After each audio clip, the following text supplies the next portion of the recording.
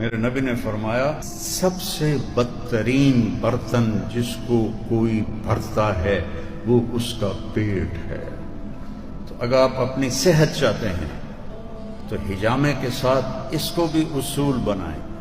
ایک وقت میں کئی کھانے اکٹھے مت کریں، کھانے کے ساتھ میٹھے کو مت ملائیں، پیٹ بھر کے مت کھائیں۔ اپنے کھانا، آپ کے کھانے آپ کے مزاج پر بھی اثر انداز ہوتے ہیں۔ ہمارے ملک میں جذباتی پنا ہے، لڑائی جھگڑے، جلدی غصے میں ہو جاتے ہیں، تحمل نہیں ہے، غذائیں خراب ہیں، غذائیں غلط ہیں۔ اپنے جسم کو بھوک کا عادی بناؤ تو اللہ پھر حجامہ بھی مفید ہے اور سارے سنت کے طریقے مفید ہیں۔ یہ پروسیس کھانے، یہ جنک فوڈ، یہ ڈرنکس، یہ پیزے، یہ زندگی کو تباہ کرنے والے پروگرام